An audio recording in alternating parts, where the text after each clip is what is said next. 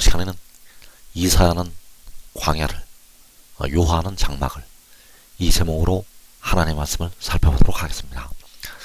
이사야전자는 주로 광야에 대해서 말씀을 받아서 예언을 하였고, 사도 요한은 하늘의 장막에 관해서 그 말씀을 주로 예언을 하였습니다. 그래서 이 시간에 이사야는 광야를, 요한은 장막을, 이 제목으로 하나님의 말씀을 살펴보도록 하겠습니다.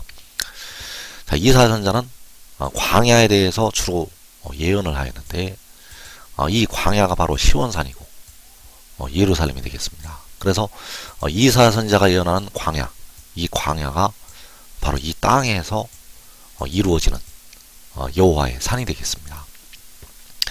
그리고 사도 요한은 하늘의 장막에 대해서 세밀하게 예언을 하였는데, 이 하늘의 장막이 역시 시온산이고 예루살렘이 되겠습니다. 그래서 백성들이 이 광야와 이 장막을 같은 시기에 이루어지는 것으로 알고 있는데, 이 광야와 장막은 서로 다른 시기에 또 서로 다른 위치에서 이루어지게 됩니다. 여호와께서 그 광야를 무성하게 피어나게 하시는데, 이 시기가 하늘의 장막에서 백성들이 들어가는 시기와 다르고 그 위치도 다르다는 사실입니다. 그래서 그 이사야 선지자는 주로 광야를 예언을 하게 되고, 사도 요한은 주로 하늘의 장막에 대해서 예언을 한다는 것을 우리가 알아야 되겠습니다. 그래서 이사야 35장 6절에서 그때 저는 자는 사슴같이 될 것이며 말 못하는 자의 혀는 노래하리니 이는 광야에서 물이 솟겠고 사막에서 시내가 흐를 것임이라. 자, 광야에서 물이 솟고 사막에서 시내가 흐른다고 말씀하셨습니다. 바로 이 땅에서 이루시는 하나님의 축복이 되겠습니다. 그리고 계시록 21장 2절에서 또 내가 보매 거룩한 성 새 예루살렘이 하나님께로부터 하늘에서 내려오니 그 준비하는 것이 신부가 남편을 위하여 단장한 것 같더라. 자, 이 거룩한 성 새 예루살렘이 바로 하늘의 장막이 되겠는데, 하나님께로부터 하늘에서 내려온다고 말씀을 하고 있습니다. 그 새 예루살렘이, 그 거룩한 성이 하늘에서 내려온다는 것. 그리고 이사야 35장에서 광야에서 물이 솟을 것을 말씀을 하셨습니다. 그래서 이 말씀들이 서로 다른 시기에 서로 다른 지역에서 이루어진다는 것을 우리가 깨달아야 되겠습니다. 그래서 그 광야에서 물이 솟게 되고 사막에서 시내가 흐르게 되는데, 바로 주님께서 공중에 강림하신 후에 이 땅에서 광야에서 물이 솟게 됩니다. 그래서 그 땅이 바로 해돋는 데가 되겠고, 해돋는 데의 땅에서 물이 솟아나게 됩니다. 그리고 하늘의 북방에서 하늘의 장막이 창조가 됩니다. 그래서 요한이 말씀한 바 새 예루살렘이 하나님께로부터 하늘에서 내려온다고 말씀을 하고 있습니다. 자, 하늘에 어디에서 내려오게 되는가 하면 하늘의 북방에서 내려오게 됩니다. 그래서 시편 48편에서 북방에 있는 시온산이라고 말씀을 하셨습니다. 그 북방에 있는 시온산이 하늘에서 내려오는 것이 되겠습니다. 그래서 그 광야에서 물이 솟을 때, 그 광야가 무성하게 피어나게 됩니다. 광야가 무성한 숲으로 변화가 된다는 사실입니다. 그래서 이사야 32장 15절에서 마침내 위에서부터 영을 우리에게 부어주시리니 광야가 아름다운 밭이 되며 아름다운 밭을 숲으로 여기게 되리라. 자, 이 광야가 무성하게 피어나서 숲으로 변화가 됩니다. 광야가 숲으로 변화가 된다는 것. 그리고 이사야 32장 19절에서 그 숲은 우박에 상하고 성읍은 파괴되리라. 자, 그 숲이 상한다고 말씀을 하셨습니다.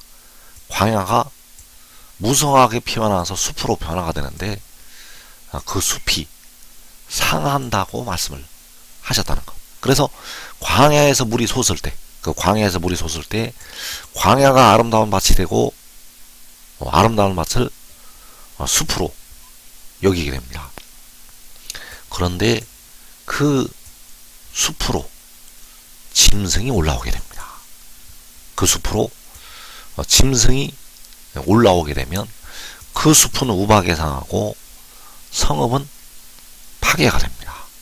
짐승이 올라와서 그 숲은 우박에 상하고 성읍은 파괴된다는 것. 그래서 광야가 무성하게 피어났다가 한 일회의 절반에 지게 됩니다. 광야가 그 광야에서 물이 솟아나서 무성하게 피어났다가 그 숲이 한 일회의 절반, 바로 짐승이 올라올 때 그 숲이 상하게 된다는 사실입니다. 그래서 많은 백성들, 대부분의 백성들은 그 광야를 거쳐서 하늘의 장막으로 들어가게 됩니다. 어린 양의 혼인잔치에 참석하는 사람들은, 어린 양의 혼인잔치에 들어가는 사람들은 그 광야를 거쳐서 하늘의 장막으로 올라가게 됩니다.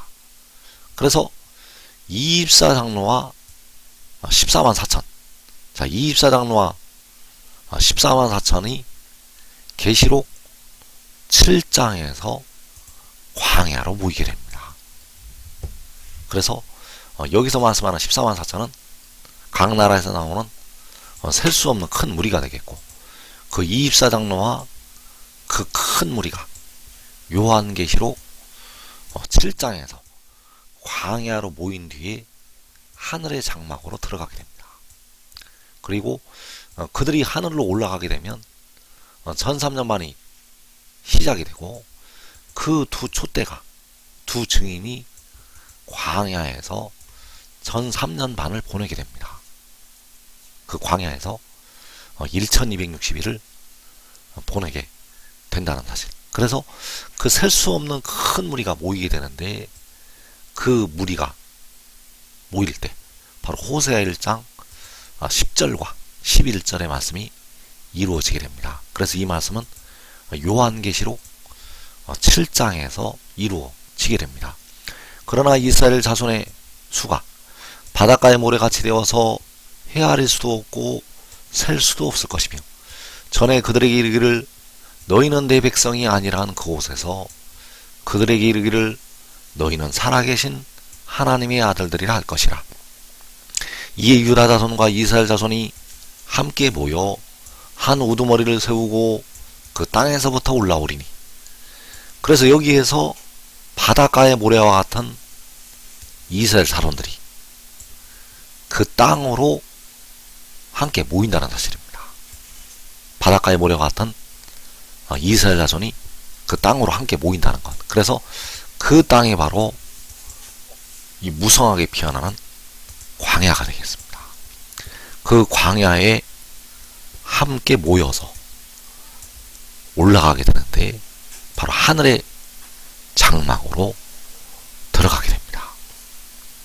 그 바닷가의 모래와 같은 셀 수 없는 큰 무리가 함께 모여서 그 땅에서부터, 광야에서부터 올라가서 하늘의 장막에 들어가게 됩니다. 그래서 이들이 하늘에 올라가게 되면 전사전만이 시작이 되고, 그 두 증인이 굵은 베옷을 입고 1260일을 예언하게 됩니다. 그래서 이 1260일이 바로 1003년 반이 되겠습니다. 그 1003년 만에 두 증인이 광야에서 예언을 하게 됩니다. 그래서 유다 자손과 이스라엘 자손이 함께 모인다고, 그 바닷가의 모래와 같은 셀 수 없는 백성들이 함께 모인다고 말씀하셨는데, 그 백성들이 함께 모일 때 그 땅에서 일어나는 일, 그 땅으로 그 바닷가의 모래와 같은 아무라도 능히 셀 수 없는, 헤아릴 수도 없고 셀 수도 없는 그 백성들이 함께 모이게 되는데, 그 땅에서 무슨 일이 일어나게 되는가? 바로 만군의 여호와께서 그들을 위해서 연회를 베푸시게 됩니다. 그래서 이사야 25장 6절에서 만군의 여호와께서 이 산에서 만민을 위하여 기름진 것과 오래 저장하였던 포도주로 연회를 베푸시리니 곧 골수가 가득한 기름진 것과 오래 저장하였던 맑은 포도주로 하실 것이며, 자, 여기에서 만군의 여호와께서 연회를 베푸신다고 말씀하셨습니다. 그래서 누구를 위해서 연회를 베푸시게 되는가 하면 만민을 위해서 연회를 베푸시게 됩니다. 그래서 여기서 말씀하는 만민이 이 땅의 모든 사람들을 가리키는 것이 아니라 바로 유다 자손과 이스라엘 자손들을 가리키는 것이 되겠습니다. 바로 이기는 자들을 위해서 연회를 베푸시게 됩니다. 그래서 이기는 자들을 위해서 연회를 베푸시게 되는데 바로 생명수로 연회를 베푸시게 됩니다. 그래서 이 기름진 것과 오래 저장하였던 포도주가 이기는 자에게 주시겠다고 약속하신 생명수 샘물이 되겠습니다. 그래서 이 산에서 연회를 베푸시게 되는데, 여기서 말씀하는 이 산이 그 땅에서부터 올라온다고 말씀하신 그 땅이 되겠습니다. 그래서 만군의 여호와께서 그 땅에서 연회를 베푸시게 됩니다. 만군의 여호와께서 그 땅에서부터 올라온다고 할 때 그 땅에서 연회를 베푸신다는 것. 그래서 이 연회를 베푸실 때 만방이 그리로 모여들게 됩니다. 이사야 2장 2절에서 말일에 여호와의 전의 산이 모든 산 꼭대기에 굳게 설 것이요 모든 작은 산 위에 뛰어나리니 만방이 그리로 모여들 것이라. 그래서 만방이 그리로 모여드는 만방이 바로 유다 자손과 이스라엘 자손이 되겠습니다. 그리로 모여드는 만방이 바닷가의 모래와 같이 된 셀 수도 없고 헤아릴 수도 없는 이스라엘 자손들, 그들이 그리로 모여들게 되는데 바로 여호와의 전에 산으로 모이게 됩니다. 그래서 이 산이 바로 광야가 된다는 사실입니다. 그래서 여호와의 산은 1차로 광야에서 백성들에게 열리게 되고, 그리고 하늘의 장막으로 열리게 됩니다. 그래서 말일에 여호와의 전의 산이 모든 산꼭대기에 굳게 설 것이요 모든 작은 산 위에 뛰어나리니 만방이 그리로 모여들 것이라. 자, 이 말씀이 요한계시록 7장에서 이루어지게 됩니다. 계시록 7장에서 만방이 그리로 모여들게 되는데 바로 호세아 1장 11절에서 유다 자손과 이스라엘 자손이 그 땅으로 함께 모이는 것이 되겠습니다. 그래서 그 여호와의 산이 이때는 바로 광야가 되겠고, 그 땅에서부터 역시 여호와의 산 하늘의 장막으로 올라가게 됩니다. 그래서 계시록 14장에서 또 내가 보니 보라 어린 양이 시온산에 섰고 그와 함께 14만 4천이 서 있는데 그들의 이마에는 그의 아버지의 이름을 쓴 것이 있더라. 자, 이 시온산이 바로 하늘의 장막이 되겠습니다. 여기서 말씀하는 시온산이 거룩한 성 새 예루살렘, 하늘의 장막. 그래서 광야는 이 땅에서 이루어지게 되는데, 그때 바로 여호와의 전의 산으로, 그 광야로 각 나라에서 셀 수 없는 큰 무리가 모이게 됩니다. 그리고 장막, 역시 장막도 여호와의 산이 되겠는데, 그 산에 주 안에서 현재 사는 형제들, 그 24장로와 14만 4천이 거하게 됩니다. 그래서 이 광야는 이 땅에서 이루시는 여호와의 산이 되겠고, 장막은 하늘에서 이루시는 여호와의 산이 되겠습니다. 그래서 여호와의 산은 3단계로 나타나게 됩니다. 1단계는 바로 환란날에 그 성소가 되겠고, 그리고 주께서 공중에 강림하신 후에 이 땅에 이루시는 광야가 되겠고, 그리고 3단계로 하늘에 만드시는 하늘의 장막. 그래서 그 성소는 이 해도는 나라의 작은 성읍이 되겠습니다. 그래서 이 작은 성읍에서 생명수가 가장 먼저 나오게 됩니다. 이 성소에서 생명수가 계시록 6장의 환란 중에 나오게 됩니다. 그래서 시편 46편에서 한 시내가 있어 나뉘어 흘러 하나님의 성 곧 시존하신 이의 성소를 기쁘게 하도다. 하나님이 그 성 중에 계심에 성이 흔들리지 아니할 것이라. 자, 하나님이 계신다고 말씀하고 있습니다. 하나님이 그 성 중에 계신다고 말씀을 하고 있다는 것. 그래서 이 성이 요한계시록 6장에서 이 땅에 해도는 나라의 작은 성읍, 그리고 광야가 이루어지게 되는데, 그 광야에서 물이 솟고 그 광야가 무성하게 피어나게 되는데, 그때에 만방이 그리로 모여들게 됩니다. 그래서 이때는 광야가 바로 여호와의 산이 되겠고, 그리고 하늘의 장막.